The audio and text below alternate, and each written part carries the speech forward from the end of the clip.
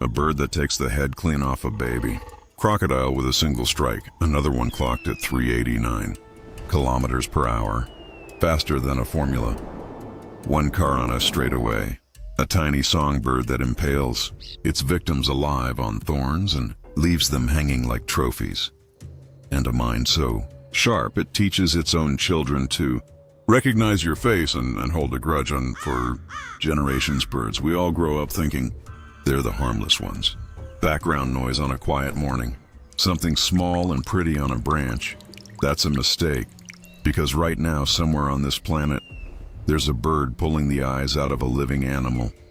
There's one swallowing pigeons whole in a London park while tourists watch.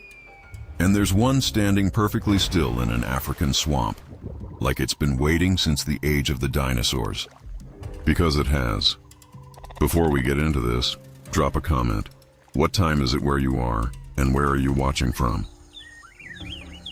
Pelican, the swallower. Let's start with an animal that every single person on this planet thinks is harmless. The American white pelican, Pelecanus erythrorhynchos. Big, dopey-looking floppy pouch under the beak. The kind of bird that shows up in children's books next to the word friendly. Cartoons made it look like a goofy mailman carrying fish in a bag. That's the version you know. Here's the version that actually exists.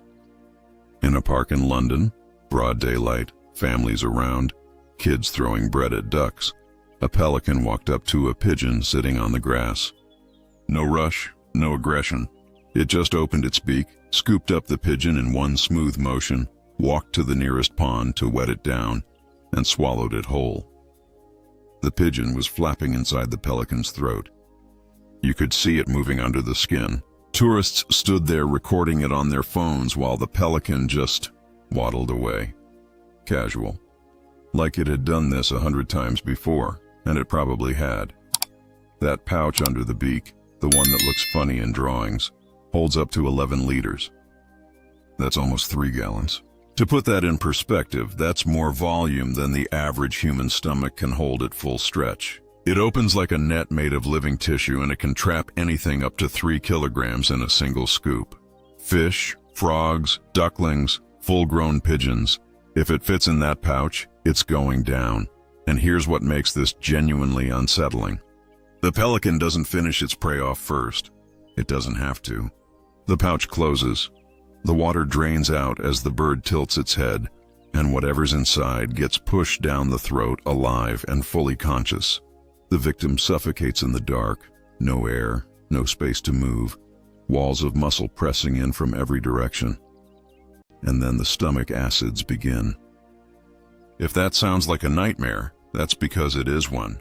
Except it's happening in real time, in parks where people feed ducks on their lunch break. Scientists who studied pelican prey found that the elastic tissue inside the pouch has ultra-sensitive nerve endings. Those nerves detect exactly where the trapped animal is struggling, and the pelican tightens the muscles in that precise zone. It's not random compression. It's targeted restraint. If the victim tries to claw its way out from the inside, the pouch adjusts in real time, and it gets worse than pigeons. In non-intus mixed breeding colonies, places where pelicans nest near other species, researchers have documented pelicans walking into the nests of geese and cormorants, picking up live chicks and swallowing them whole. Not because they were starving, not because there were no fish available. They just did it. Opportunistic doesn't even begin to cover it. And the adults of those other species, they try to fight back. But a pelican standing at full height, beak open, pouch stretched, it's not the kind of confrontation a goose wins. For perspective, if you opened a pelican's beak all the way, the gap would be wide enough to fit an adult human head inside. That's not an exaggeration. That's a measurement. The beak alone can reach over 45 centimeters long. This is the largest beak-to-body ratio of almost any bird alive. The pouch, the thing that makes every kid laugh at the zoo, is a biological trap with no exit. Picture being sealed inside a thick, wet canvas bag that contracts around your body, cuts off your air, and slowly dissolves you from the outside in. There's one more thing about pelicans that nobody talks about. During mating season, both males and females grow a bizarre flat, bony ridge on top of their beak, like a horn. It appears out of nowhere, serves no known survival purpose, and falls off the moment the eggs are laid. Scientists still don't fully understand why it's there. It just shows up and then it's gone, like a temporary crown for a temporary season, and that kind of sums up the American white pelican in general. Something familiar that suddenly reveals a layer you weren't expecting. You think you understand it, and then it swallows a pigeon in front of a family on vacation. And he's not even the most disturbing eater on this list. But we'll get to that one later. The pelican doesn't choose to be unsettling. It's just big and hungry and built with a throat that works like a one-way door. The next bird on this list is small, smaller than your hand. And it does what it does with what looks a lot like intention. Shrike, the butcher bird. The great gray shrike, Lanius excubator. It weighs about 65 grams. That's lighter than a tennis ball. It looks like a songbird. Soft gray feathers, a clean white chest. The kind of bird you'd see perched on a fence post in the countryside and not think twice about. Except for the mask. A thick black stripe runs across its face, right through the eyes. Like a bandit. Like something out of a crime scene sketch. And once you know what this bird actually does, that mask stops looking decorative and starts looking like a warning. The shrike is a predator, a real one. It hunts lizards, mice, frogs, large insects, snakes, and other birds, animals that can be up to 1.3 times its own body weight. It catches them, carries them in its beak, and then it does something that no other songbird on earth does. It impales them on thorns, on barbed wire. On any sharp point it can find, the shrike grabs its prey, flies to the nearest thorn bush or wire fence, and forces the animal's body onto a spike, through the neck, through the belly, through whatever gives first. And here's the detail that pushes this from strange into genuinely disturbing. Many of the victims are still alive when it happens. Biologists in Poland mapped the territory of a single shrike and found a row of 12 lizards and 4 rodents pinned to a barbed wire fence. Some of the lizards were still moving their legs. Now why? Why does a tiny bird do this? Because it doesn't have the equipment of a hawk or an eagle. Its talons are small. It can't hold prey down with its feet and tear off pieces like a raptor does. So evolution gave it a workaround, a hooked tooth built into its beak called the tomile tooth. That hook is strong enough to snap the neck of a mouse. One precise bite to the base of the skull, and the prey's spinal cord is severed. But the shrike still can't eat it in its claws. So it invented a tool, the thorn. The thorn is the shrike's dinner table. Pin the body, hold it in place, then tear off strips of flesh with the beak. It's the biological equivalent of a meat hook in a butcher's shop, except the butcher is the size of a sparrow, and it doesn't just use this system for eating. It uses it for dating. Male shrikes build what scientists call a larder, a collection of impaled bodies displayed along their territory's border. The bigger and more gruesome the display, the more attractive the male is to females.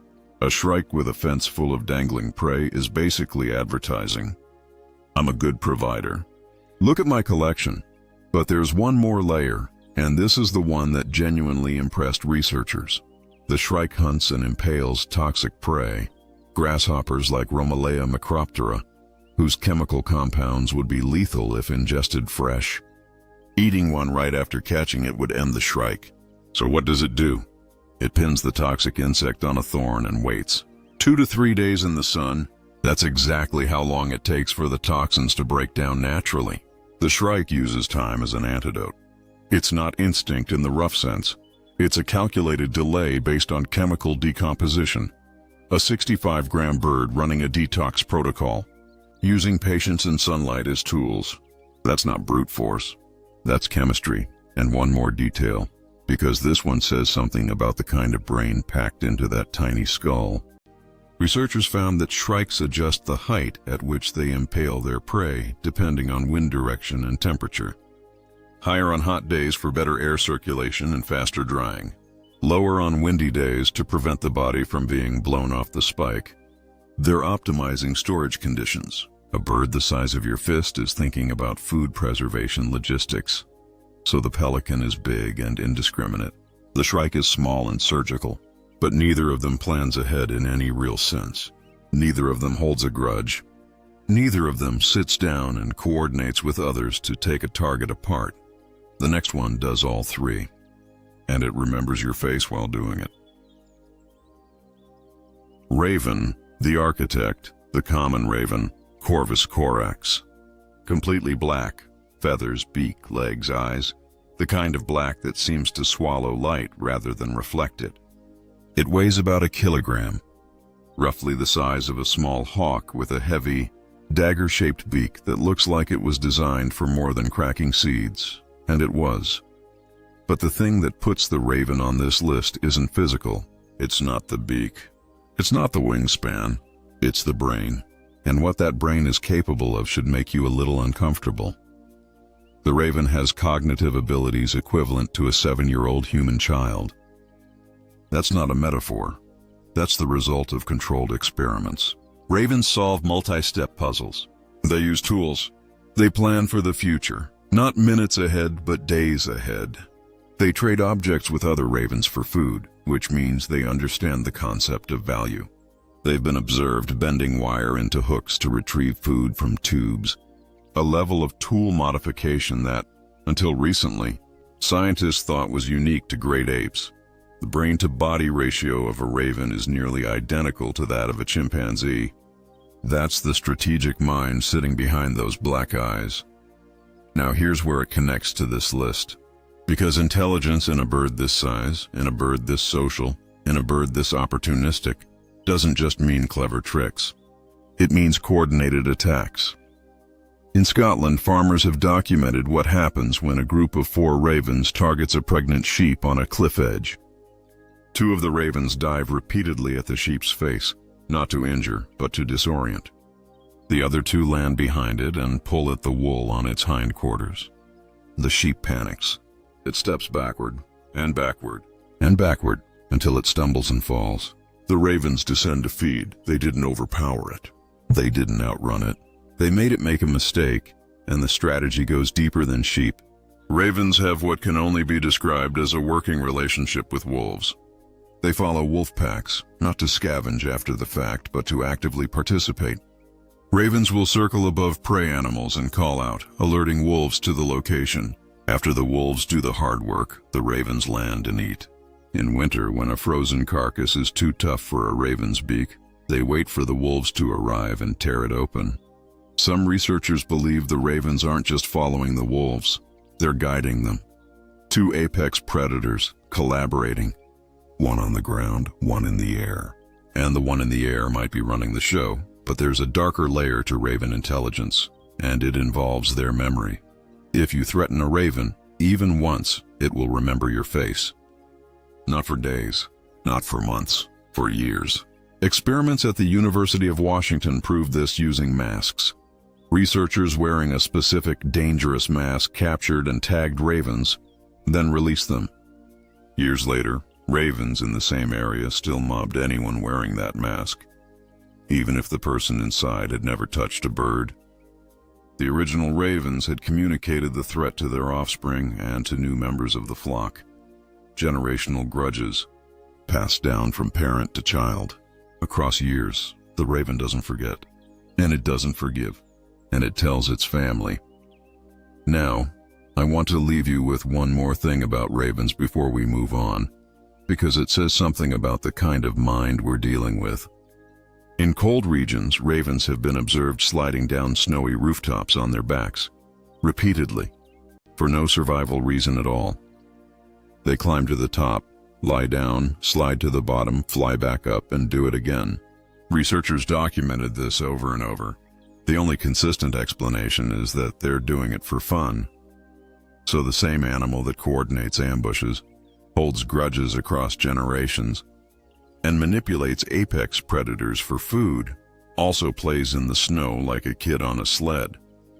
Recent neurobiological research confirmed something that scientists suspected for a long time but couldn't prove. Ravens have what's called sensory consciousness. That means they don't just react to the world, they experience it. They have subjective awareness. They can look at a predator, read the direction of its gaze, and predict whether it's about to strike, with mathematical precision. They're not just smart, they're aware that they're smart. That's what makes the raven unsettling.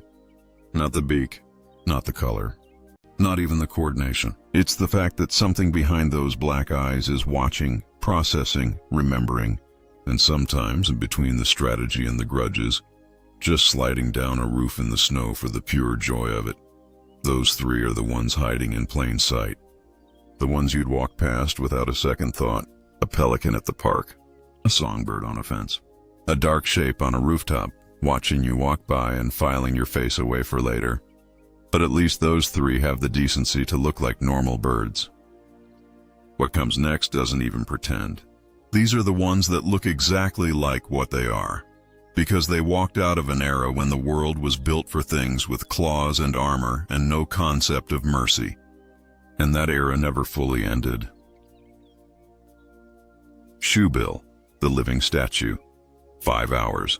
That's how long a shoebill, Baleniceps rex, can stand in one position without moving. Not resting, not sleeping, hunting. 5 hours of absolute stillness in the thick swamps of East Africa, South Sudan, Uganda, the kind of places where the air itself feels ancient, with its massive body locked in place like a concrete monument, and its golden eyes fixed on the water below. No blinking, no shifting. Nothing. And then, in less than 150 milliseconds, faster than a human eye can process what it's seeing, the entire bird collapses forward like a building falling. And that enormous beak hits the water with the kind of force that snaps spines. That's the shoebill. A bird that looks like it was designed by someone who started with a dinosaur and forgot to finish the update. Its beak is up to 24 centimeters long and shaped like a wooden clog. Wide, flat, heavy, with a razor-sharp hook at the tip that works like a blade. The edges of that beak aren't smooth. They're serrated. When the shoebill strikes, the beak clamps down on the prey, and those edges act like a guillotine, applying crushing force from both sides. The hook at the tip locks the victim in place. There's no wriggling out. And what does it hunt with this weapon? Fish, sure. Lungfish pulled from the mud. Water snakes caught mid-swim.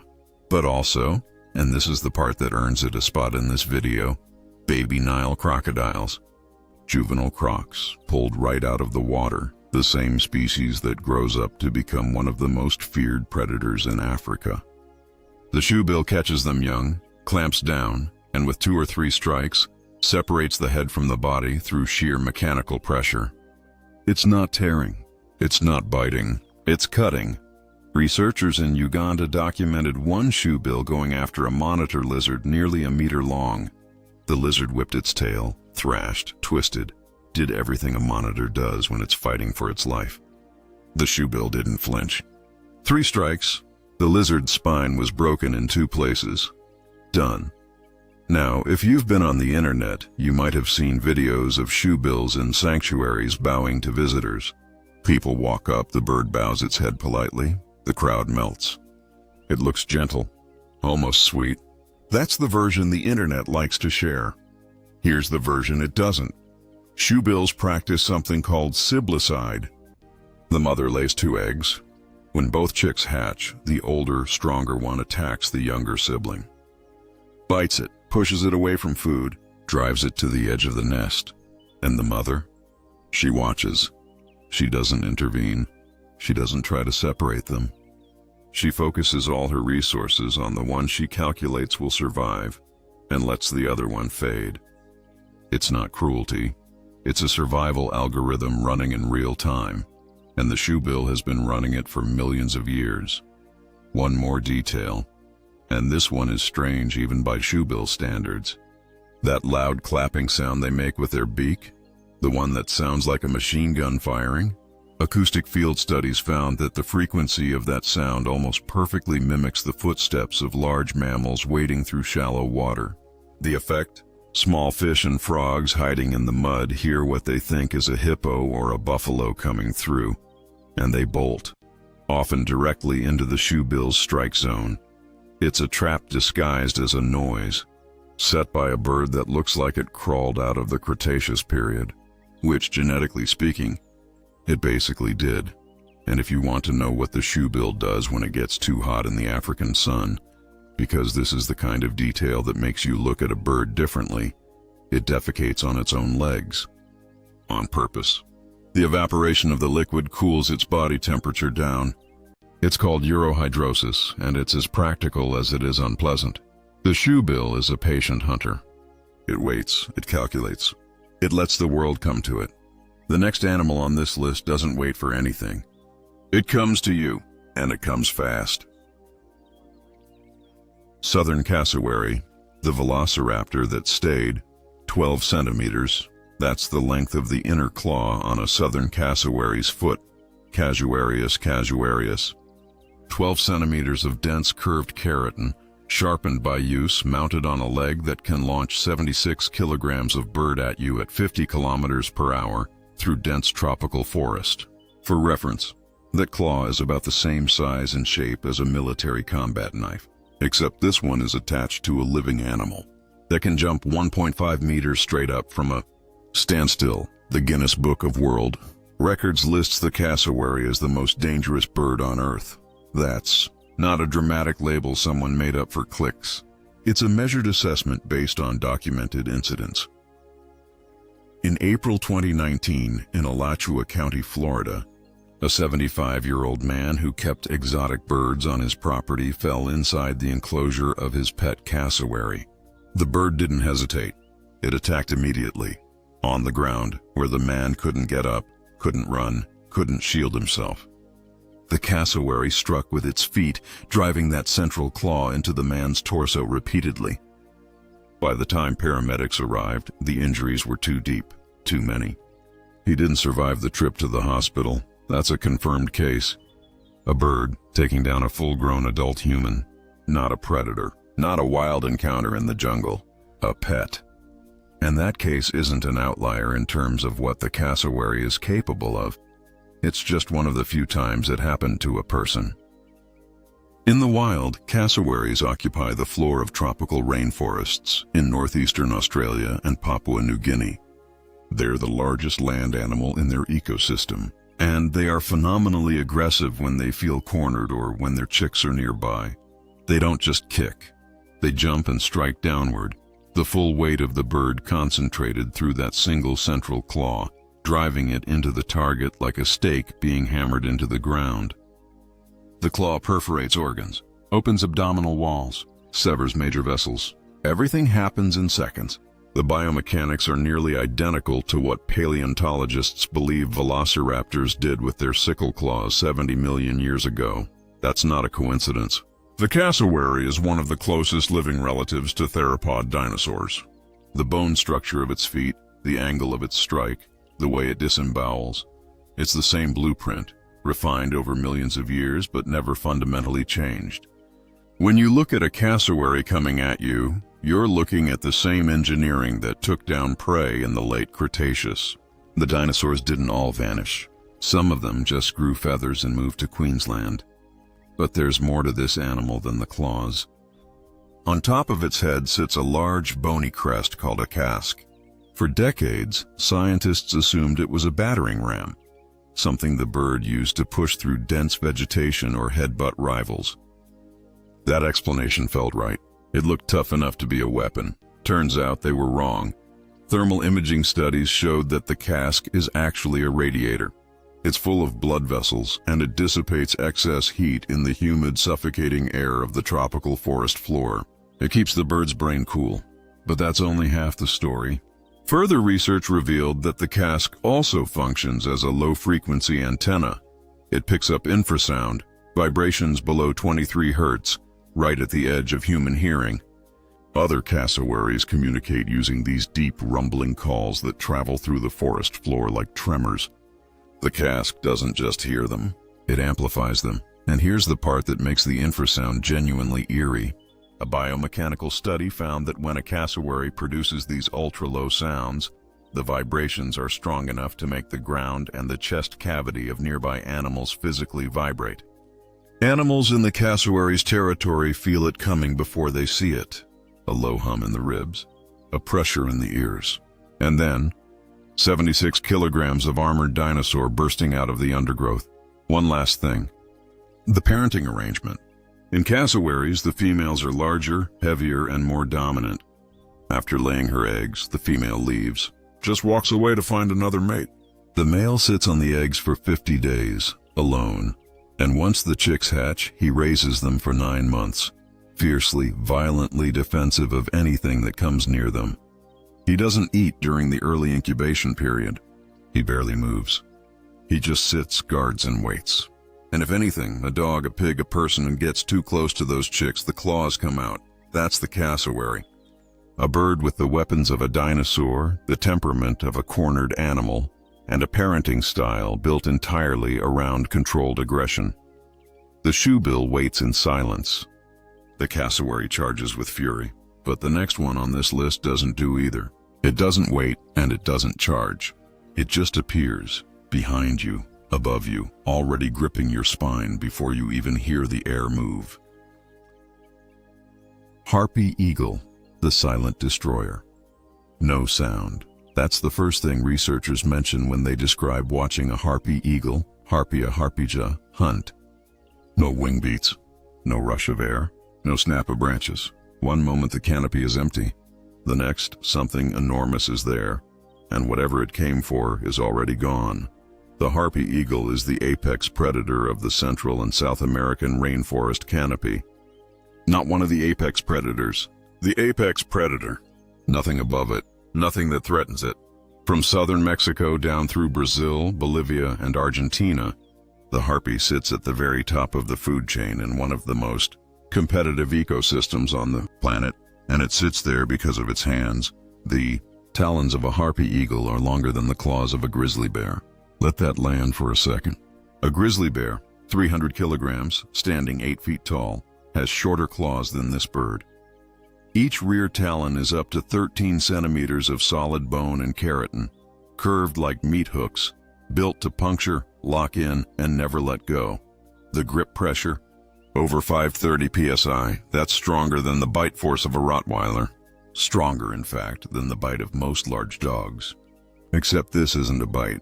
It's a grip. 2 feet closing simultaneously around the skull or spine of a primate mid-leap in the treetops. And that's exactly what it hunts. Monkeys, sloths, sometimes young ocelots, sometimes snakes thick enough to fight back. In the interior of Pará, Brazil, biologists filmed a female harpy snatching an adult howler monkey off a branch. The impact was so violent that the sound of the primate's bones cracking was picked up clearly on a directional microphone 40 meters away. The monkey went limp before it hit the ground. The harpy carried it to a perch and began feeding. She weighs about 9 kilograms.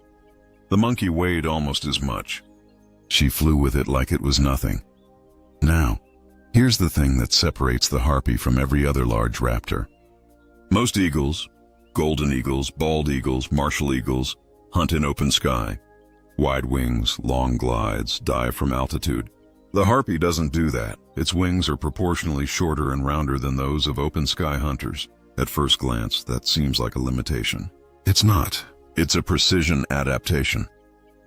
Short, broad wings give the harpy the ability to maneuver between tree trunks and through dense canopy at speeds of up to 80 kilometers per hour. It flies through gaps that shouldn't be flyable for a bird its size. It turns on angles that seem to defy what physics should allow for something weighing 9 kilograms. Those wings aren't built for soaring. They're built for ambush in tight spaces, and the silence, the terrifying silence, comes from the structure of its feathers. Researchers who analyzed harpy feather composition found that the edges of its flight feathers break up air turbulence so efficiently that the sound of its approach is quieter than the wind moving through leaves. The prey, the monkey, the sloth, whatever's on the branch, never hears it coming. The first warning is the impact itself, and by then, 530 psi has already closed around its skull. When a harpy is agitated, it raises a crown of dark feathers around its face, forming a disc shape, like an owl's facial disc but larger and more intimidating. It changes the bird's entire silhouette from large eagle to something that looks more like a creature from mythology. That disc isn't decorative. It helps funnel sound toward the ears, sharpening the harpy's already exceptional hearing. It's a sensory upgrade triggered by heightened focus. The harpy's nest is a structure worth mentioning because it tells you something about how long this bird dominates a single piece of sky. The nest is built from heavy branches, can measure over 1.5 meters across and deep, and the same pair reuses and expands it year after year. Some nests have been occupied for over a decade. The harpy doesn't just hunt in its territory. It builds an empire in the canopy and holds it across generations. One nest, one pair, one patch of sky that belongs to them, and nothing else dares enter it. There's a reason indigenous communities across the Amazon have historically used harpy feathers in ceremonial headdresses. Not because the bird is beautiful, though it is, because it represents something that sits above everything else. A force that arrives in silence and leaves no room for negotiation. The shoebill waits. The cassowary charges. The harpy descends without a whisper. 3 prehistoric blueprints, still running, still dominant, still sitting at the top of food chains they've controlled since before humans existed. But everything that lives eventually stops living. And in nature, what happens after that, after the last breath, after the body goes still, is a job that belongs to a very specific kind of bird. The next 3 aren't hunters. They're something else entirely. They're the ones who show up after the work is done. Turkey vulture, the chemical tracker. In the 1930s, engineers at a natural gas company in Texas had a problem. Their underground pipelines were leaking, and they couldn't figure out where. The pipes were buried deep. The leaks were small. Traditional detection methods weren't working, so someone on the team had an idea that sounded ridiculous until it worked perfectly. They injected ethyl mercaptan into the gas lines. Ethyl mercaptan is the chemical compound that smells like rotting flesh. It's the same molecule released when organic tissue starts breaking down. Within hours, turkey vultures, Cathartes aura, began landing in a neat line along the ground directly above the cracked pipe. Dozens of them, spaced out like markers on a map, each one sitting right on top of a leak point. The engineers didn't need fancy equipment. They just needed to follow the birds. That story tells you everything about the turkey vulture's most extraordinary feature. This bird can detect 1 part of ethyl mercaptan in over 1 billion parts of air, 1 molecule among billions, while flying hundreds of meters above a closed forest canopy. That's not a good sense of smell. That's a biological gas chromatograph with wings, and the anatomy backs it up. A comparative neuroanatomy study found that the olfactory bulb in the turkey vulture's brain, the region that processes smell, is proportionally 4 times larger than that of the closely related black vulture. 4 times. The turkey vulture didn't just develop a nose. It built its entire neurological architecture around the ability to map decomposition in 3 dimensions across the surface of the earth. Now look at the bird itself. Red, wrinkled, bare head, no feathers, just skin stretched tight over the skull like something that's been left out in the elements too long. And the nostrils. The turkey vulture has perforated nostrils. You can see straight through the beak from one side to the other. That's not damage. That's design. Those open passages create an aerodynamic tunnel that channels air currents directly over the olfactory receptors, maximizing scent intake during flight.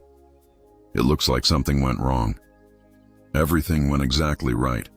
But here's the part that genuinely sets the turkey vulture apart from almost every bird on the planet. It has no voice. None. Unlike virtually every other bird species, the turkey vulture lacks a syrinx, the vocal organ that allows birds to sing, call, scream, or squawk. It is biologically mute. The only sound it can produce is a low, hissing breath, like a snake, forced through its throat when it's agitated or feeding in close quarters. No song, no warning call, no territorial announcement. Just that cold, dry hiss in the dark, a voiceless animal that finds you by the smell of your chemistry changing, and when something threatens this voiceless tracker. When a coyote or a fox gets too close, the turkey vulture doesn't fight. It can't. Its talons are weak, built for walking on flat ground, not gripping or striking. So evolution gave it a different weapon. It vomits, not the way you're thinking. This is projectile, deliberate, and devastating. The turkey vulture launches a stream of semi-digested remains mixed with concentrated stomach acid directly at the face of its attacker. The smell alone is enough to make most predators physically retreat. But the acid does real damage. It burns skin on contact, temporarily shuts down the attacker's vision, and overwhelms the nasal passages so completely that the predator can't smell anything for hours. The stomach that produces this acid has a pH close to 1. That's nearly pure hydrochloric acid. Strong enough to neutralize anthrax, strong enough to dissolve bone fragments, strong enough to break down botulinum toxin, the same substance that, in microscopic amounts, is one of the most lethal poisons known to science. The turkey vulture eats things that would put entire hospitals on lockdown, and its stomach doesn't even notice. When they fly in groups high in the sky, circling on thermals, wobbling slightly because their wings are designed for low-energy soaring rather than stable flight. The formation is called a kettle, like a pot of water boiling. Because from the ground, the circling birds look like dark specks swirling in a slow, invisible current. A kettle of vultures, cooking in the sky above whatever just stopped moving below.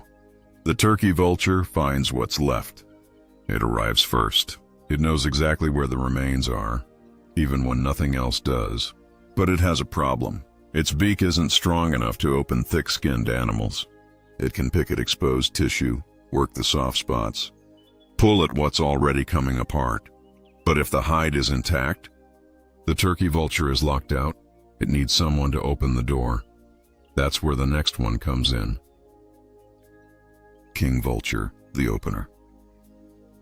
The turkey vulture smells it first, always. It circles, it descends, it lands near the remains.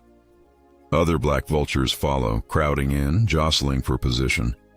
And then, sometimes minutes later, sometimes hours, a shape drops out of the sky that makes every other bird on the ground step back. The king vulture, Sarcoramphus papa, the name isn't ceremonial.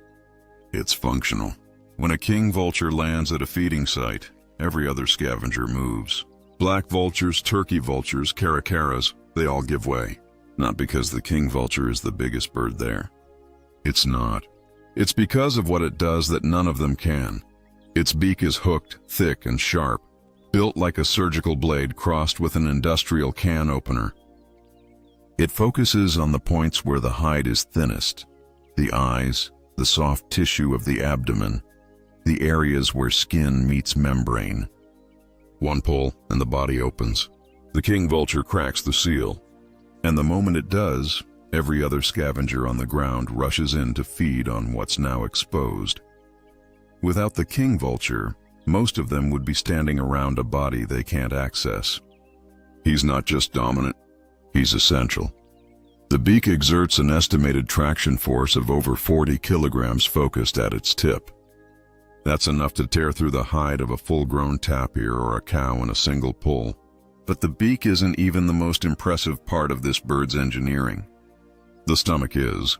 The king vulture's gastric acid registers a pH near 1, the same corrosive level as the turkey vulture, and close to pure hydrochloric acid. But research into its gut microbiome revealed something that sounds like it belongs in a science fiction script. Its stomach harbors massive colonies of Clostridium and Fusobacterium, bacterial species that are genuinely dangerous to nearly every other vertebrate on the planet.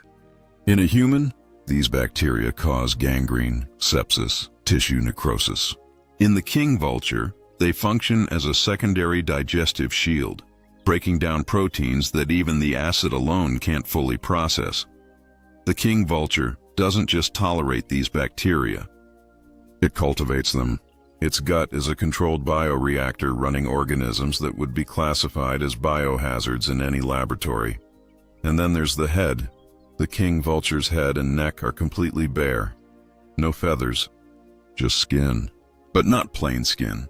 The exposed flesh is a patchwork of orange, yellow, red, purple, and blue, covered in folds, wrinkles, and fleshy growths called caruncles that look like something between ornamental scarring and exposed tumors. The eyes are white. Not light-colored, white. Fixed, unblinking, surrounded by rings of red skin that make them look like they're staring through you rather than at you. It's one of the most visually disturbing heads in the bird world. And there's a reason it looks like that. The baldness isn't cosmetic failure, it's hygiene engineering. A bird that feeds by plunging its head deep into decomposing tissue would develop fatal infections within weeks if it had feathers on its face. Bacteria, fungi, parasites, they'd colonize the plumage and eat the bird alive from the outside. So evolution stripped the head bare. After feeding, the exposed skin dries in the sun and the biological residue falls away. The king vulture keeps itself clean by having nothing for contamination to hold on to. It lives in the tropical forests of Latin America, from Mexico down to northern Argentina. And despite its role as a scavenger, it's not passive. Ranchers in Brazil's Pantanal have documented groups of king vultures targeting newborn calves during birth, arriving while the mother is still in labor, unable to defend herself or the calf, and beginning to feed on the soft tissues of the newborn while it's still taking its first breaths. In Mayan mythology, the king vulture held a specific role. It was a psychopomp, a messenger between the living and the gods, a being that carried souls to the other side by consuming the bodies they left behind. The Maya didn't fear the king vulture. They respected it as the creature that completed the cycle. The one that made sure nothing was wasted, that's the king vulture. The one who opens what no one else can. The one whose body is built to thrive in conditions that would end anything else. The last guest at a table no one else wants to sit at. But there's one more member of this crew. And this one doesn't circle overhead waiting for something to go still. This one walks straight toward the fire. Marabou stork, the undertaker. Every animal on Earth runs from fire. It's one of the most deeply wired survival instincts in the natural world. The smell of smoke, the heat on the wind, the orange glow on the horizon, and everything with legs or wings moves in the opposite direction. The marabou stork, Leptoptilus crumenifer, moves toward it. When brush fires sweep across the African savanna, the marabou flies directly to the front line of the blaze. Not behind it, not around it, to the edge. It lands just ahead of the flames and waits for the panicked wave of insects, lizards, rodents, and small mammals stampeding out of the burning grass. While every other animal is fleeing the heat, the marabou is standing in its glow, calmly picking off the refugees one by one. It's not reckless. It's calculated. The fire does the hunting. The marabou just collects. Now, look at this bird. Really look at it. It stands up to 1.5 meters tall. That's roughly the height of a slim adult human. Its legs are long, thin, and pale. Not naturally pale, but coated in a white crust of its own dried waste, because the marabou, like the shoebill, practices urohydrosis. Its wings span up to 2.9 meters, one of the widest wingspans of any land bird alive. Its beak is a solid straight lance of bone up to 35 centimeters long, shaped like a bayonet. And hanging from its neck is a deflated, reddish, wrinkled sack of skin called a gular pouch that looks like an exposed internal organ dangling outside the body. The head is bald. Not elegantly bald like the king vulture's multicolored display. Just bald, patchy, scabbed, spotted skin stretched over a skull that seems too large for the body. It looks like something that should be lying down, not walking upright. In many parts of sub-Saharan Africa, the marabou has earned a nickname, the undertaker bird. Not because of what it eats, though that's part of it, but because of how it looks doing it. That hunched posture, the dark cloak of folded wings draped behind its back like a coat, the slow, deliberate walk. It looks like something attending a funeral it organized. And the beak, that 35-centimeter lance, isn't built for tearing soft tissue the way a vulture's is. It's built for striking. The marabou uses its beak like a spear, driving it downward into prey or into the tough outer layer of remains that other scavengers can't penetrate. A single thrust to the skull of a flamingo, a precision hit to the spine of a rat. It's not a scavenger's beak. It's a weapon that happens to also work on leftovers. The marabou takes on flamingos, chicks of other stork species, rodents, and anything small enough to be overpowered by that lance strike. In open-air landfills across East Africa, the massive garbage dumps outside cities like Kampala and Nairobi, marabous gather in the hundreds. They wade through waste alongside human scavengers, unbothered by the stench, the filth, or the proximity of people. And in those settings, there have been documented incidents of marabous going after small children. Not frequently, not as a pattern, but enough for it to be recorded. The bird driving its beak at the head and neck of a toddler who wandered too close to its feeding zone. A bird the height of a child, with a bayonet for a face, standing in a garbage dump, making decisions about what's food and what isn't, despite its weight and size. The marabou's skeleton is surprisingly fragile. Its leg bones and feet are hollow, an adaptation for flight that makes the bird lighter in the air but more breakable on the ground. It looks sturdy. It looks armored. But underneath that cloak of dark feathers, it's held together by air and calcium. And here's the final layer. Scientists who analyzed the bare skin of the marabou's head found something unexpected. Unique colonies of fungi and bacteria growing on the surface that produce powerful antibiotic compounds. The marabou's skin isn't just exposed, it's chemically defended. Millions of years of feeding on contaminated remains, standing in filth, and plunging its head into places no living thing should go have produced a biological armor made of microorganisms that actively fight infection. It's not clean despite its lifestyle. It's clean because of it. The contamination created the cure. The turkey vulture finds what's left. The king vulture opens it. And the marabou, the undertaker, the firewalker, the one that looks like it already belongs to the world it feeds on, makes sure nothing remains. 3 birds, 3 jobs, 1 assembly line that keeps the planet from drowning in what it leaves behind. But so far in this list, we've covered the ones that hide, the ones that look ancient, and the ones that clean up the aftermath. The next 3 don't belong to any of those categories. These are the ones that own the sky, not the treetops, not the swamps, not the forest floor. The open, empty, infinite sky, and they've turned it into a battlefield. Peregrine falcon, the biological missile. On the roof of a skyscraper in Manhattan, a security camera caught something that lasted less than 2 seconds. A peregrine falcon, Falco peregrinus, compact body, slate gray back, a dark band across its eyes like war paint, tucked its wings and dropped from the ledge. Not flew, dropped, straight down, accelerating. Below it, a pigeon was crossing the gap between 2 buildings at normal cruising speed, completely unaware that anything above it existed. The falcon hit the pigeon at over 300 kilometers per hour. The pigeon didn't fall. It came apart, a burst of feathers, a spray of fragments, and the falcon caught what was left of the body before it reached the ground. The whole thing, and from ledge to impact to catch, took less time than it takes to blink twice. 389 kilometers per hour. That's the fastest recorded speed of any animal on the planet. Not the fastest bird, the fastest animal, period. Faster than the cruising speed of a Formula One car. Faster than a Japanese bullet train at full acceleration. Faster than the terminal velocity of a skydiver in freefall position. And the peregrine reaches that speed using nothing but gravity and body geometry. The technique is called a stoop. The falcon climbs to altitude, sometimes over 1 kilometer above its target, spots its prey using eyesight that can resolve detail at distances 8 times greater than human vision, and then folds its wings tight against its body. In that configuration, it becomes a teardrop. Aerodynamically perfect, drag drops to almost nothing, and it falls. But it's not falling the way a rock falls. The Falcon makes micro adjustments the entire way down.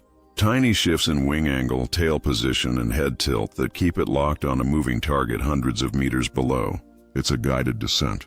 A biological smart weapon tracking a pigeon through 3-dimensional space at speeds that would black out a fighter pilot. The moment of contact is pure physics. At 300+ kilometers per hour, the Falcon doesn't grab the prey. It can't. The closing speed is too high for a grip. Instead, it balls its talons into a fist and punches the target mid-air. The kinetic energy of that impact is comparable to a high-velocity rubber projectile at point-blank range. The prey's body experiences a catastrophic structural failure. Bones shatter, organs rupture. The nervous system shuts down instantly. Most targets are gone before they register pain. If the prey somehow survives the initial strike, and this is rare, the Falcon circles back, grabs it, and uses a specialized notch in its beak called the tomial tooth to sever the spinal cord at the neck. Every part of the peregrine's body is built for this one act. Its nostrils have cone-shaped baffles inside them that slow and redirect airflow, preventing the lungs from being destroyed by air pressure during the dive, the same engineering principle used in jet engine intake design. Its eyes are shielded by a third eyelid, the nictitating membrane, that sweeps across the surface during the stoop, keeping the cornea moist and clean at speeds where wind alone could cause permanent damage. Even its skeletal structure is reinforced at the joints to absorb the G-forces of the pull-out maneuver at the bottom of the dive. This bird didn't just learn to go fast. Its entire anatomy evolved around the physics of terminal velocity. And here's the detail that redefines what you think about falcons. Most people imagine them on remote cliff faces, hunting in wide-open wilderness. Some do, but peregrine falcons have moved into cities.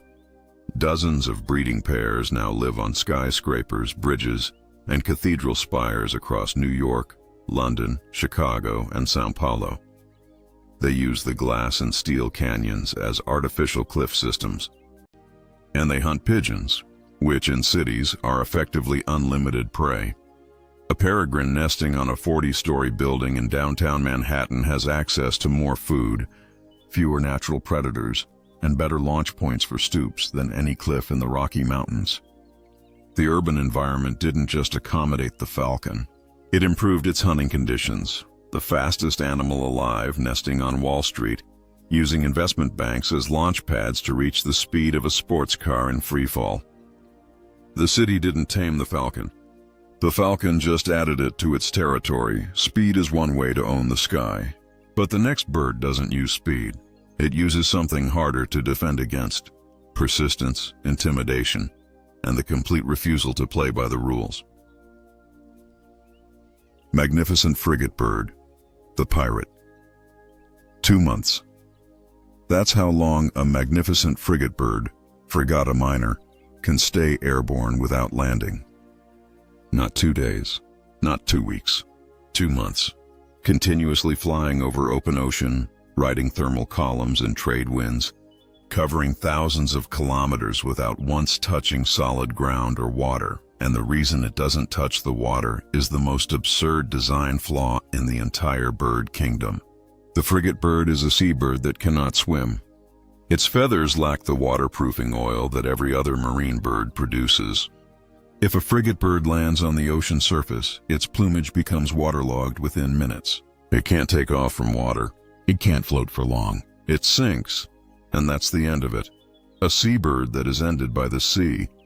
So how does an ocean bird survive when it can't touch the ocean? The answer is one of the most ruthless survival strategies in the natural world. It steals. The frigate bird is a kleptoparasite, a species that survives primarily by taking food from other animals. It patrols the sky above fishing grounds and waits for boobies, terns, and gulls to return from successful dives with fish in their beaks or gullets. Then it attacks. The frigate bird has the largest wing area to body weight ratio of any bird alive. Up to 2.3 meters of wing supporting barely 1.2 kilograms of body. That ratio gives it a level of aerial agility that other seabirds simply cannot match. It dives, banks, rolls, and accelerates with the ease of a stunt plane, and it uses every bit of that maneuverability to chase down birds that are slower, heavier, and exhausted from fishing. The attack is violent and deliberate. The frigate bird grabs the victim's wings, tail feathers, or legs with its hooked beak, a long curved weapon tipped with a sharp point designed for latching onto moving objects. It shakes the bird mid-flight, it yanks it upside down, it bites at the wing joints. The harassment continues, sometimes for several minutes, until the victim, panicked and physically overwhelmed, regurgitates the fish it just caught. The frigate bird releases its grip, dives beneath the falling food, and catches it in midair before it hits the water. Robbery. In the sky. Executed with the precision of a military intercept, but the frigate bird doesn't limit itself to stealing fish. In the Galapagos Islands, researchers documented frigate birds raiding the nesting colonies of blue-footed boobies. They didn't just take the fish from the adults. They picked up booby chicks, small, defenseless, still covered in down, carried them to altitude and dropped them onto the rocks below. Then descended to feed on what was left. And the entire time this is happening, the frigate bird looks like something designed to intimidate. Its silhouette is unmistakable, angular, sharp, completely black, with pointed wings bent into a deep W shape against the sky. It looks less like a bird and more like the outline of a stealth bomber. The resemblance to a B-2 Spirit isn't just visual, it's functional. The wing geometry minimizes drag and maximizes lift at low speeds, allowing the frigate bird to hang almost motionless in the air above its target before striking. And the males carry one more feature that pushes the whole package into the surreal. During mating season, the male inflates a massive red throat pouch, the gular sac, that swells to the size of a basketball. It takes about 20 minutes to fully inflate, and the sound it produces during the process is a deep, rhythmic drumming, like someone beating on a hollow metal container. The male sits on a branch with this enormous red balloon jutting from his throat, wings spread wide, vibrating the sac to produce that drumming call. It's a display of fitness, a signal that says, "I've survived 2 months over open ocean without touching down. I've robbed enough food to keep this body inflated. I'm worth it." And here's the final detail, the one that researchers found most extraordinary. During those weeks and months of continuous flight over the ocean, the frigate bird sleeps. In the air. An EEG study attached sensors to wild frigate birds and confirmed that they enter unihemispheric slow-wave sleep while flying, meaning half the brain shuts down and rests while the other half continues, navigating thermal currents, adjusting wing position, and keeping the bird aloft. One eye stays open, one hemisphere stays awake. The other dreams, if birds dream at all, while the body soars over empty ocean in the dark. Half the brain flying, half the brain sleeping. For months, the falcon owns the sky through speed. The frigate bird owns it through endurance and theft. But the last bird in this section doesn't rely on brute velocity or piracy. It relies on something more subtle, the ability to move through the air like nothing else alive, turning the sky itself into a weapon. Swallow-tailed kite, the acrobat. Half a second. That's how long it takes a swallow-tailed kite, Elenoides forficatus, to execute a full 180-degree turn in mid-flight. Half a second to completely reverse direction at speed, without losing altitude, without stalling, without a single wasted motion.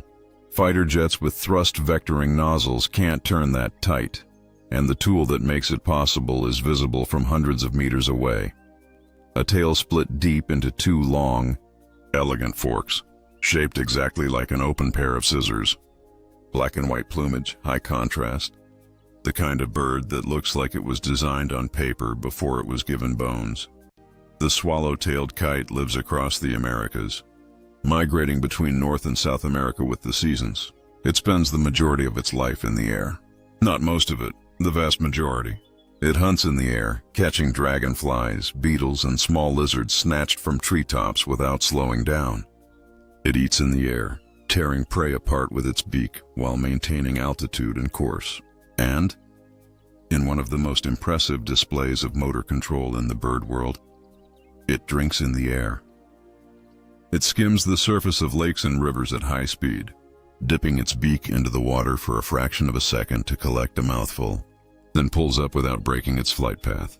It almost never lands for anything other than nesting, but what puts the swallow-tailed kite on this list isn't its speed or its grace, it's what it does with that agility when it's hunting something that can't fly. Away ornithologists in the southern United States observed groups of swallow-tailed kites attacking a nesting colony of barn swallows. The kites worked in a coordinated pattern, hovering above the nests using their forked tails as air brakes, then reaching in with their beaks to pull chicks out of the mud cup nests one at a time. The adult swallows, fast birds in their own right, mobbed the kites, diving at them, screaming alarm calls. The kites simply adjusted, side-slipped, and continued extracting chicks while performing aerial dodges that the swallows couldn't match. They swallowed the chicks whole, in the air, without stopping. The biomechanics behind that forked tail are worth understanding because they explain why this bird can do things that seem physically wrong. Each feather in the fork can be controlled independently by a set of tiny muscles at the base. That means the two halves of the tail can move in opposite directions simultaneously, one fork angling left while the other angles right, or one tilting up while the other tilts down. This creates asymmetric aerodynamic forces that allow the kite to roll, yaw, and pitch on axes that conventional tails can't access. It's the bird equivalent of having individual control surfaces on each wing, rudder, and elevator, all moving independently, all reacting in real time. No other bird has that level of tail articulation. No other bird needs it. When a swallow-tailed kite locks onto a target, a nest, an insect, a lizard sunning itself on a high branch, the pursuit looks less like a bird hunting and more like a guided missile making constant corrections.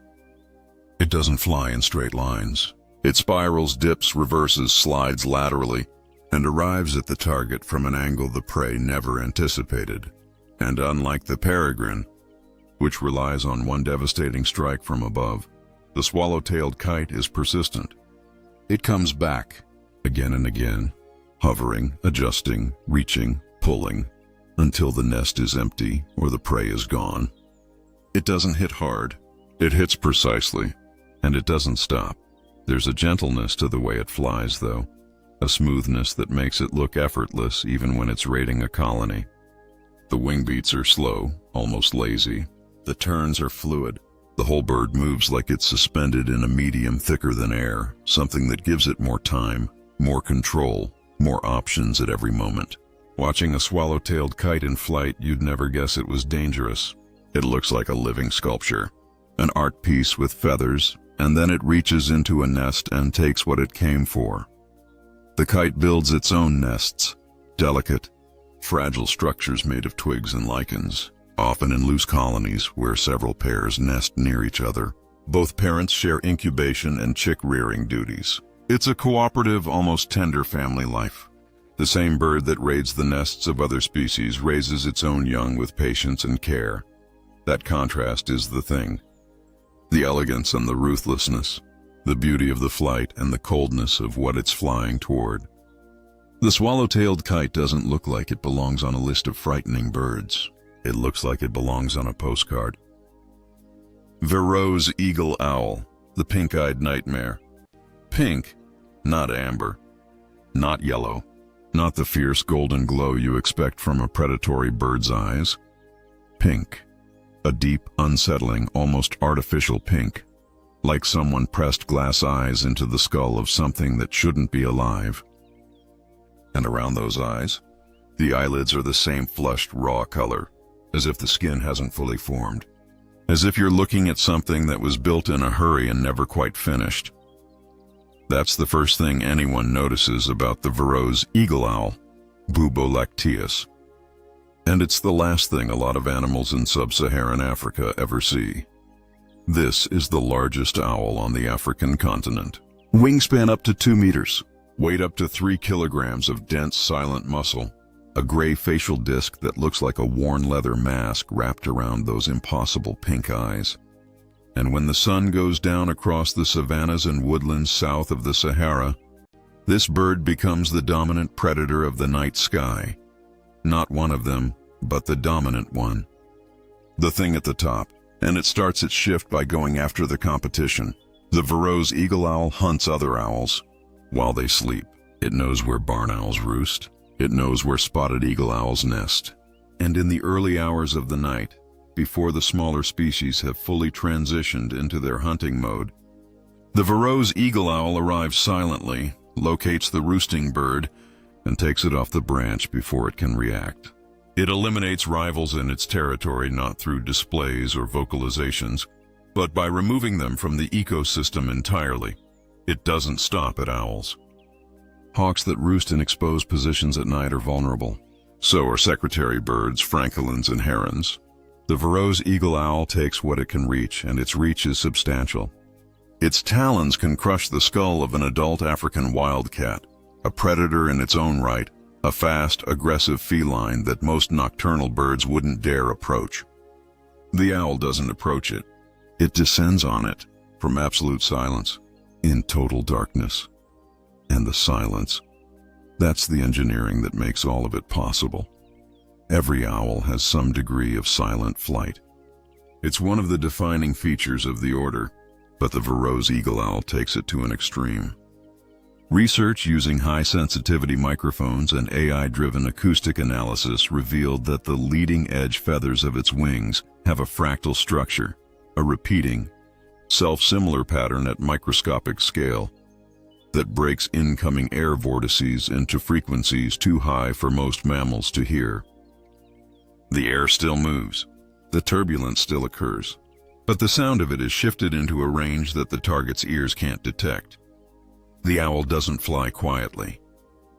It flies in a frequency that doesn't exist for its prey. In Kruger National Park, South Africa, infrared cameras captured a Varro's eagle owl going after a young warthog that had wandered from its mother at night. The owl came in low, locked its talons around the piglet's head, and dragged it several meters before the animal stopped struggling. The grip pressure concentrated on the skull was enough to end the encounter in seconds. No chase, no noise, just the sudden closing of something heavy and sharp around a head that never saw it coming. And here's a layer that most people don't expect from an owl. The Varro's eagle owl hunts venomous snakes. Black mambas, young ones, not fully grown, but still carrying enough venom to be extremely dangerous. And puff adders, which rely on camouflage and stillness to avoid detection. The owl locates them by sound or by infrared heat contrast against the cool ground, grabs them by the head to pin the venom delivery system, and swallows them whole. Its digestive system handles small amounts of residual venom without significant effect, not because it's immune in the pharmaceutical sense, but because its liver processes the compounds faster than they can accumulate.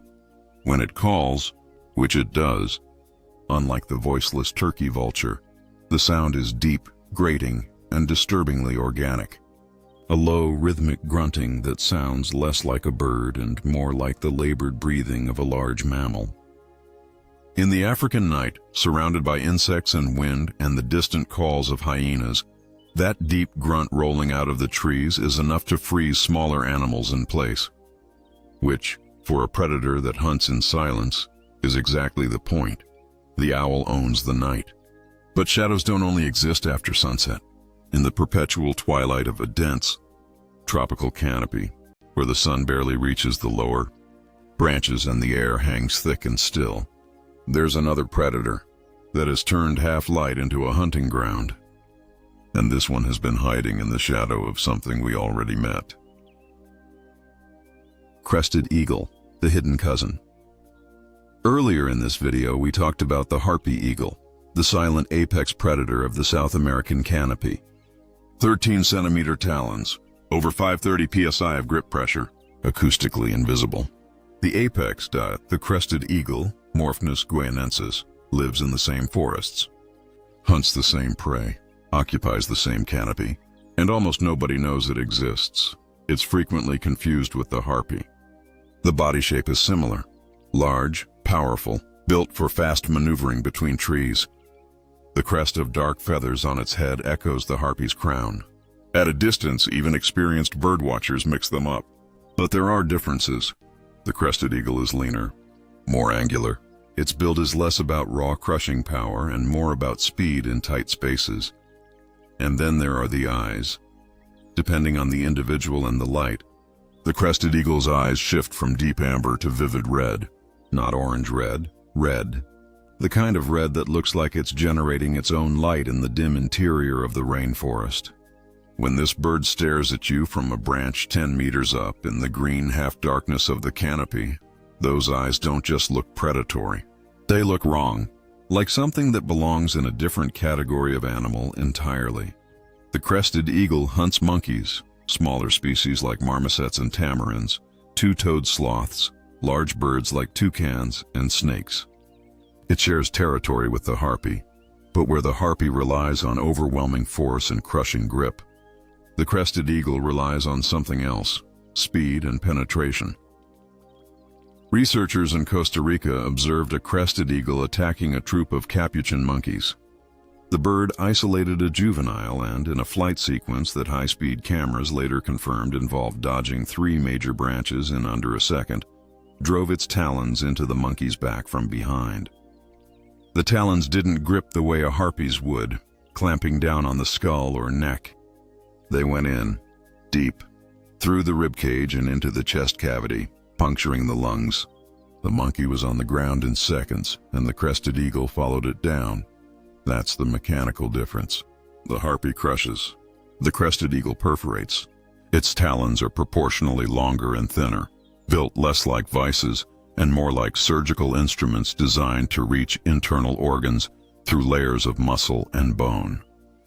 The approach speed helps. At up to 100 kilometers per hour inside the canopy, the inertia of impact drives those talons deeper than static grip alone could achieve. And here's the thing that makes the crested eagle genuinely difficult to study and genuinely frightening as a forest predator. You can't see it until it moves. Its plumage, gray, white and mottled brown, matches the pattern of light and shadow inside the canopy almost perfectly. It perches motionless on mid-level branches, where the dappled sunlight creates a mosaic of bright spots and dark gaps. In that environment, the crested eagle disappears. Not metaphorically, literally. Researchers have stood beneath perched crested eagles and failed to spot them until the bird shifted position. It's not active camouflage. It's the result of millions of years of feather patterns being refined to match one specific lighting condition. A predator that strikes at 100 kilometers per hour, perforates internal organs, and is invisible while it waits, all while living in the shadow of its more famous cousin. Studies with high-speed cameras revealed one more detail about the crested eagle's flight that engineers found remarkable. The wing joints can rotate almost independently, allowing the bird to make turns with a radius of curvature that should be aerodynamically impossible for its mass. It banks through gaps between trunks that look too narrow for a bird half its size. The wings fold, extend, and twist in different directions within the same wing beat, a level of articulation that no human aircraft can replicate. And its call, its mating call, is a long, clear haunting note that echoes through the forest like a flute being played in an empty cathedral. Beautiful, melodic, completely at odds with the red-eyed thing that produces it. That contrast between the ethereal sound and the brutal function is the crested eagle in a sentence. It sounds like music and arrives like a blade. We've covered the sky at night and the canopy in twilight. But shadows don't end at the waterline. The next bird hunts in a place where wings are useless, where light fades within meters, and where the rules of aerial combat mean nothing. It hunts underwater, and it's built for a world most birds would never survive. Great cormorant, the underwater phantom. Most birds fly through air. The great cormorant, Phalacrocorax carbo, flies through water. That's not poetic language. Watch a cormorant hunt underwater on camera, and you'll see something that looks more like a bird in flight than a bird swimming. The wings stay partially open, acting as control surfaces. The body rotates, banks, and turns through three-dimensional space with the same fluid mechanics a hawk uses in open sky. Except the medium is water, the visibility is measured in meters, and the prey is moving in every direction at once. The great cormorant dives to depths of up to 45 meters. It holds its breath for extended periods, not minutes in the way a marine mammal does, but long enough to pursue, chase, and catch fish that are actively trying to escape in their own element. Underwater. The cormorant hits speeds of 15 kilometers per hour, fast enough to overtake most freshwater and coastal fish species in short bursts. It's found on every continent except Antarctica and South America. Coastal waters, rivers, lakes, reservoirs. Anywhere there's water and fish, there's probably a cormorant nearby. And in terms of sheer volume of fish consumed, the great cormorant is one of the most efficient aquatic predators alive. Efficient enough that commercial fishermen in parts of Europe and Asia consider it a direct competitor. Not a nuisance, a competitor. As in, the cormorant is catching enough fish to measurably affect the local economy. The beak is hooked at the tip, a sharp, downward curve that locks onto slippery fish bodies with the precision of a barbed fishing hook. Once the cormorant has a grip, the fish doesn't come loose. The bird surfaces, repositions the fish head first, and swallows it whole. If the fish is too large to go down easily, the cormorant will beat it against the water surface until the skeleton softens. But the most interesting thing about the cormorant, and the thing that makes it a genuinely unique entry on this list, is its feathers. Or more accurately, what its feathers don't do. Most aquatic birds have waterproof plumage. Ducks, geese, pelicans, penguins, they all produce preen oil from a gland near the tail, and they spread it over their feathers to create a water-resistant barrier. The cormorant doesn't. Its feathers are semi-permeable. Water soaks in, and that sounds like a flaw until you understand what it actually does. Waterlogged feathers reduce buoyancy. Less buoyancy means the cormorant doesn't have to fight to stay submerged the way a waterproof bird would.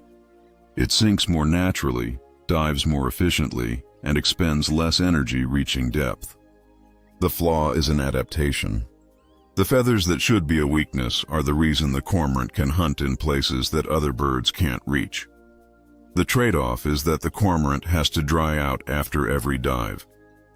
That's why you see them standing on rocks and piers with their wings spread wide, the classic cormorant pose. They're not showing off. They're drying. Without that drying time, the waterlogged feathers would weigh the bird down on land and make flight difficult. Above the eyes, a specialized gland excretes excess salt, the sodium and chloride absorbed from seawater during marine hunting. It's a biological desalination system, a miniature kidney sitting on top of the skull that processes salt water in real time so the bird can hunt in oceans without poisoning itself. In Scotland, underwater cameras captured footage of cormorants hunting herring in coordinated groups, multiple birds diving simultaneously, forming a loose semicircle, driving the fish school into tighter and tighter formations before picking off individuals from the edges. It wasn't random. It was structured. Group tactics applied underwater by birds. The cormorant's eyes deserve a mention.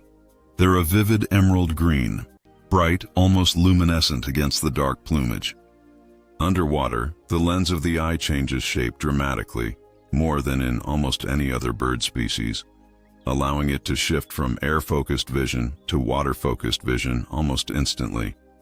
It sees clearly in both mediums. A dual-environment predator, with a pair of auto-adjusting optical instruments mounted in its skull.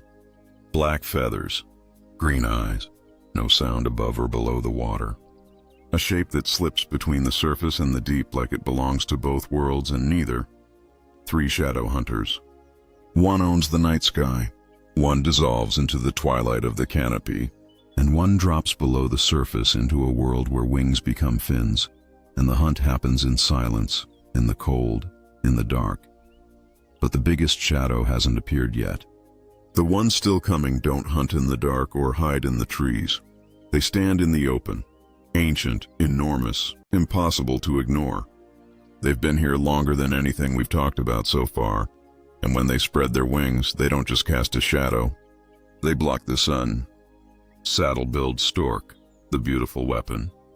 After everything we've covered, the crushers, the impalers, the pirates, the phantoms, this next bird might be the most visually stunning creature on the entire list. And that's exactly what makes it dangerous in a way the others aren't. The saddle-billed stork, Ephippierhynchus senegalensis, is, by almost any standard, one of the most striking birds alive. Tall, elegant, perfectly proportioned, standing over 1.5 meters on long, thin legs that seem designed by an architect rather than evolution. The plumage is a sharp contrast of black and white, with iridescent green and purple sheens on the dark feathers when the light catches them just right. And then there's the beak, up to 35 centimeters long, one of the largest and most structurally complex beaks in the bird world. And it's painted black on the upper mandible, red on the lower, with a bright yellow frontal shield, the saddle, mounted at the base like a piece of ceremonial armor. The eyes above it are a clear pale yellow. The whole assembly, the colors, the proportions, the angles, looks less like something that grew on an animal and more like something that was engineered and hand-painted in a workshop. It looks like a luxury item. It functions like a javelin. The saddle-billed stork is a specialist predator of the wetlands across sub-Saharan Africa. It doesn't scavenge. It doesn't wait for leftovers. It actively hunts. Fish, frogs, crabs, small mammals, and most impressively, snakes. Water snakes, including venomous species, are taken with a technique that's closer to fencing than feeding. The stork stands motionless in shallow water, watches for movement, and then drives its beak downward in a single explosive thrust. One strike, if the aim is good, and it almost always is, the beak goes through the snake's head and pins it to the muddy bottom.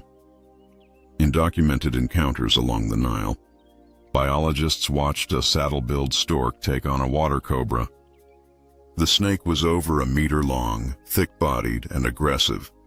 The stork didn't hesitate. One downward strike through the head, pinning the body. Then it repositioned, used the beak's edge to cut the snake into manageable sections, and swallowed each piece. The precision was surgical. The stork never even got wet above the ankle.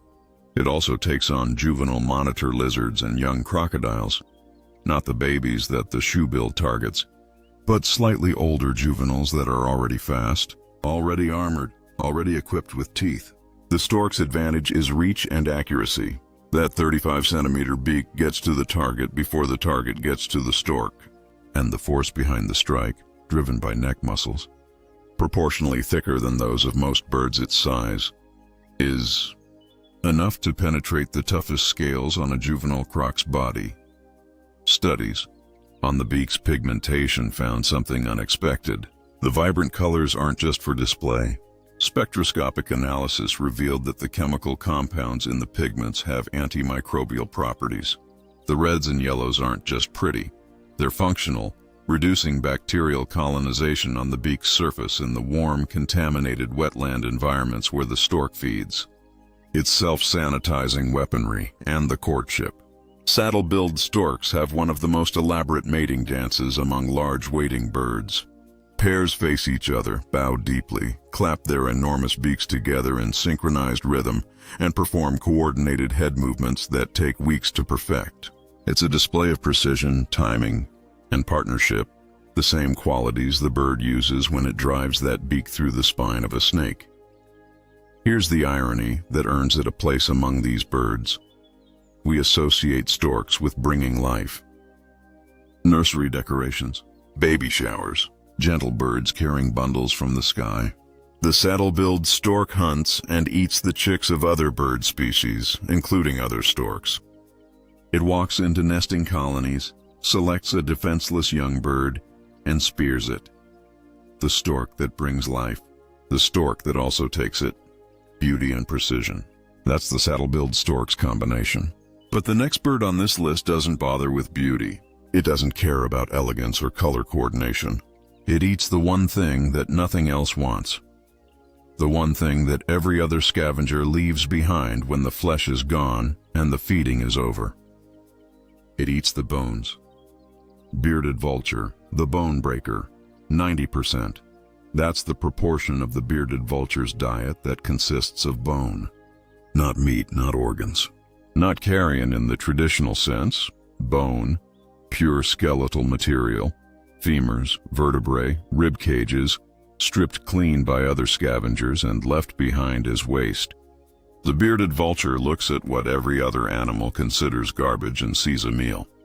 The bearded vulture, Gepetus barbatus, also called the lammergeier, from the German for lamb vulture, lives in the high, desolate mountain ranges of Europe, Asia, and Africa. The Pyrenees, the Himalayas, the Atlas Mountains, the Ethiopian highlands, places where the air is thin, the cliffs are vertical, and the landscape looks like it hasn't changed in 10 million years.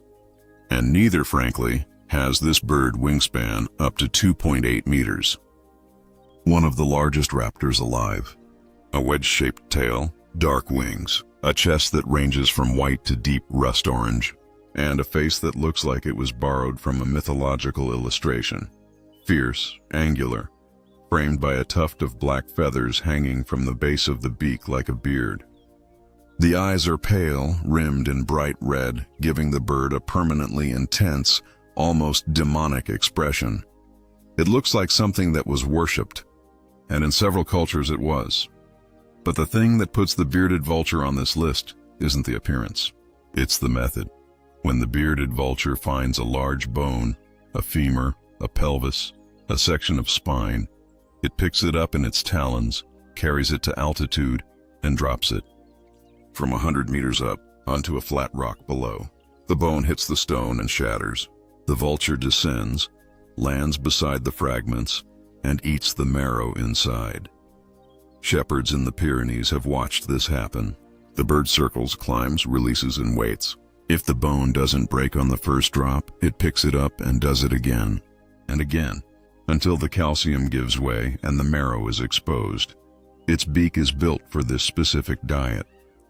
Thick, robust, hooked, capable of crushing bone fragments up to 10 centimeters in diameter. The digestive system handles the rest. The bearded vulture's stomach acid is strong enough to dissolve solid bone within 24 hours. It extracts calcium, fat, and protein from material that would pass through any other animal's gut untouched. There's a reason it's called the bone breaker. It's not a metaphor. It's the job description. And here's where the bearded vulture does something that no other bird of prey does. Something that, when scientists first documented it, was met with genuine skepticism. It paints itself. The bearded vulture's chest feathers are naturally white. But in the wild, almost every adult bearded vulture you see has chest plumage that's a deep, rich rust orange. For years, ornithologists assumed this was natural pigmentation, just the bird's color. Then researchers observed something that changed the entire understanding of the species. Bearded vultures deliberately seek out pools of mud and soil that are rich in iron oxide. They wade into the mud, roll in it, and rub the iron-stained soil into their chest feathers. The process takes time. It's not accidental. It's not a bath gone wrong. It's intentional cosmetic behavior. The bird is dyeing itself orange. Why? The leading theory is status signaling. The intensity of the orange correlates with dominance. A deeply stained bird is advertising that it controls a territory rich enough to contain iron oxide deposits and that it's healthy enough to spend time on self-maintenance rather than constant foraging. A paler bird is either younger, weaker, or living in a territory without the right kind of mud. A bird that eats bones and puts on makeup. That's the bearded vulture. The species has one of the slowest reproductive rates of any raptor. One egg every 2 years? The chick takes nearly a full year of parental care before it can fly independently. Each individual represents a massive investment of time and energy, and the population can't recover quickly from losses. In parts of Europe, conservation programs have spent decades trying to re-establish bearded vulture populations that were wiped out by poisoning and habitat loss in the 19th and 20th centuries. And here's the final detail. The one researchers found most remarkable.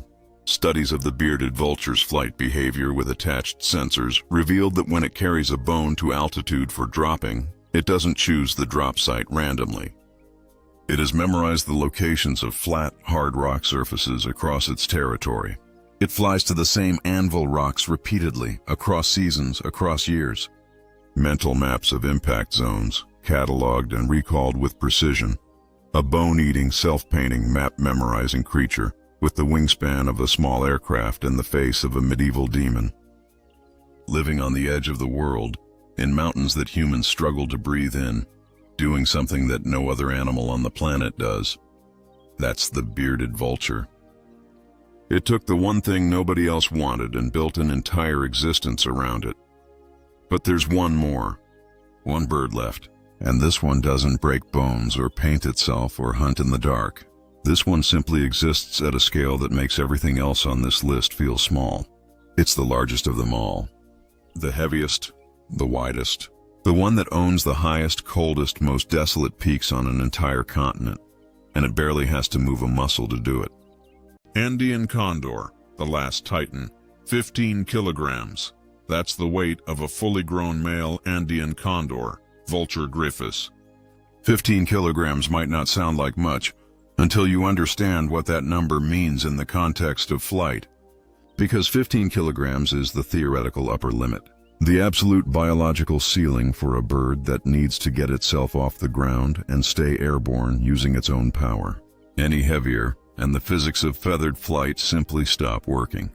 The Andean condor exists right at that line, the very edge of what's possible, and it crosses that edge by cheating. A study that fitted condors with accelerometers, GPS trackers, and altitude sensors produced a number that, even in the context of this entire video, stands alone. The Andean condor spends 99% of its flight time gliding. Not 90%, not 95, 99. It recorded one individual flying over 170 kilometers without flapping its wings a single time. Not once. 170 kilometers of pure, unpowered flight, riding thermal updrafts and mountain winds along the spine of the Andes like a glider made of bone and feather. It doesn't fly in the way other birds fly. It surfs. It reads the invisible architecture of the atmosphere, the columns of rising warm air, the deflection currents off cliff faces, the pressure differentials between valleys, and it moves through them with minimal effort, banking and tilting on wings that stretch up to 3.3 meters from tip to tip. That's wider than most cars are long. When a condor passes overhead at low altitude, the shadow it casts is large enough to darken a room. The Andean condor lives along the entire length of the Andes mountain range from Venezuela to Tierra del Fuego, at altitudes that would leave most animals gasping. It soars above 5,000-meter peaks where the oxygen is thin and the temperature drops below freezing. It nests on ledges so remote that some have never been reached by humans. And from those ledges, it surveys a territory that can span hundreds of square kilometers of vertical terrain. It looks the part. The body is jet black, dense and heavy, built like something armored. Around the neck sits a collar of pure white feathers, thick, clean, sharply defined against the dark body, like the ruff of a Renaissance judge or the collar of an executioner's robe.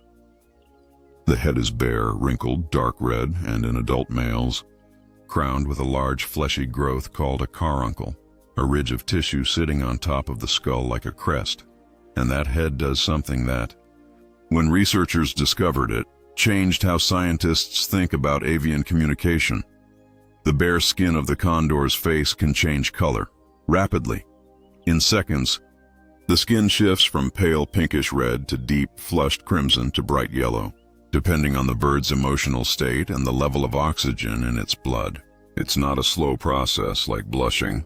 It's fast enough to be used as a real-time signal, a visible broadcast of dominance, agitation, or submission that other condors can read from a distance. At altitudes where oxygen is scarce and physical confrontation is metabolically expensive, this color-shifting system allows condors to resolve hierarchical disputes without fighting. A dominant bird flushes deep red, a subordinate flashes pale. The interaction is settled visually in the thin air of a frozen peak, without either bird spending the energy of a single wing beat. Communication through the color of your face. At 5,000 meters, where most animals can barely breathe. On the ground, around remains, because the condor is primarily a scavenger, feeding on the bodies of llamas, deer, cattle, and guanacos, it dominates absolutely. Its beak is over 10 centimeters of hooked, reinforced keratin, built to tear through hide and sinew with the leverage of a crowbar. When a condor lands at a feeding site, pumas back off. Caracara scatter. Foxes wait at a distance. There is no negotiation. The condor eats first, but the condor doesn't limit itself to what's already gone. When food is scarce in the high Andes, condors have been documented targeting live animals, specifically vulnerable ones. Shepherds in Peru have reported groups of condors surrounding cattle during difficult births on steep slopes. The birds go for the eyes and soft tissue of the calf as it emerges, while the mother, exhausted, immobilized by labor on unstable ground, tries to defend. In some documented cases, the harassment drives both mother and calf over the edge of a ridge. It's not elegant. It's not pretty. But at 5,000 meters, where calories are everything and opportunities are rare, the condor does what the mountain demands. And then there's the reproduction, or rather, the near absence of it. The Andean condor lays a single egg once every 2 years. 1.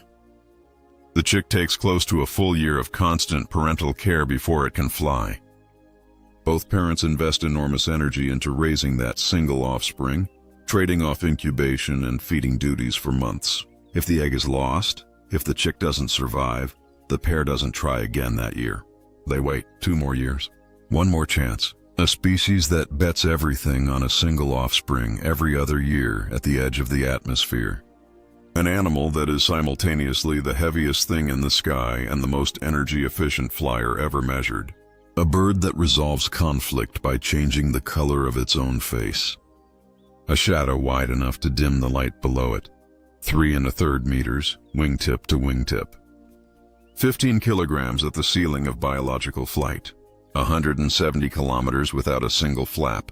The last titan. Still soaring.